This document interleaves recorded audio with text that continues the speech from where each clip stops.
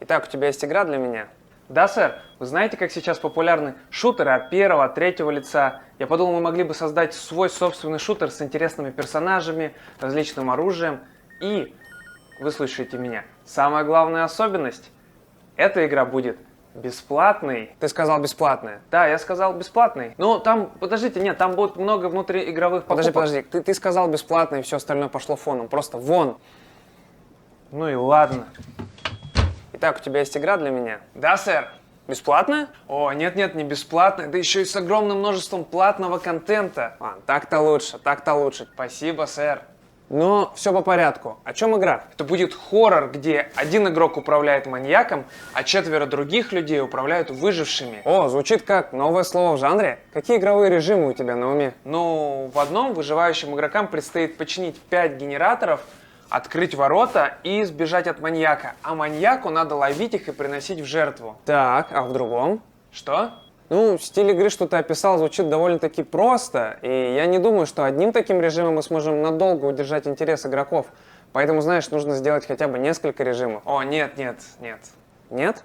Нет, вы понимаете, мы будем удерживать их медленной системой прокачки. Что ты имеешь в виду? Да, понимаете, игроки будут получать кровавые очки за каждый матч, в зависимости от того, как много различных действий они выполнили, и тратить эти очки в специальной паутине, где случайным образом выпадают навыки, предметы и подношения. А, случайным образом говоришь. Убедись, чтобы в игре были редкие и ультраредкие предметы и подношения, чтобы игроки дольше качались. Будет сделано, сэр.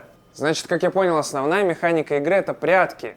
Выжившие должны прятаться по углам, стараться не попадаться на глаза маньяку, а он должен их искать. Именно так, сэр. Выжившие будут максимально беззащитными и должны будут играть в команде. Максимум, что они смогут сделать, это уронить на маньяка доску, что только его замедлит в действительности. Или могут спрятаться в шкафчик. Прятаться в шкаф? Откуда ты взял эту идею? Совершенно точно не из своего жизненного опыта, сэр.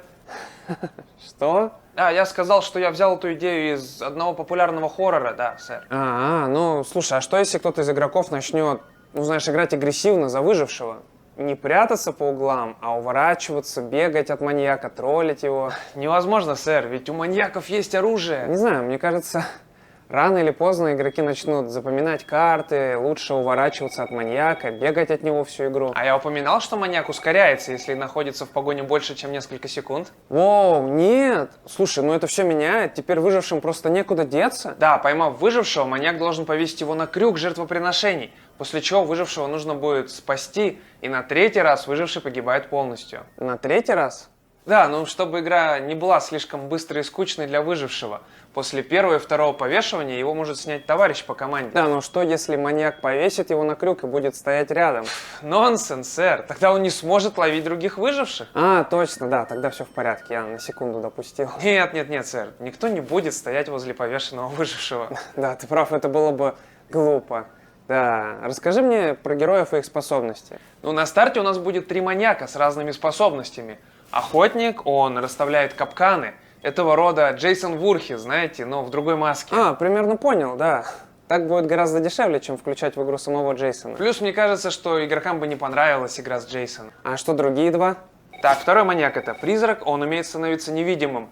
3-й маньяк деревенщина, и он орудует бензопилой. Отлично. А какие из себя выжившие? У нас будет 4 выживших на старте. И как и маньяки, каждый выживший может поставить себе до 4 навыков. Я так понимаю, у них тоже какие-то уникальные способности. Да, сэр, у меня где-то здесь был список их способностей. Да, мы непременно добавим каждому выжившему уникальную способность. Ты что-то говорил про продажу отдельных персонажей. Да, каждые пару месяцев мы будем делать нового маньяка или выжившего и продавать его отдельно. Ты придумал, как мы сможем заставлять игрока покупать их? Очень просто, сэр.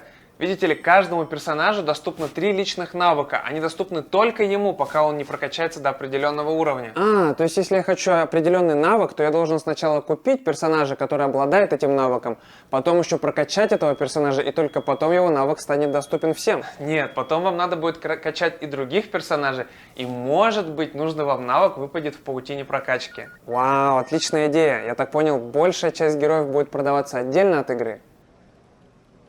И последний вопрос. Как мы собираемся сделать асимметричную игру со множеством навыков и умений, сбалансированной?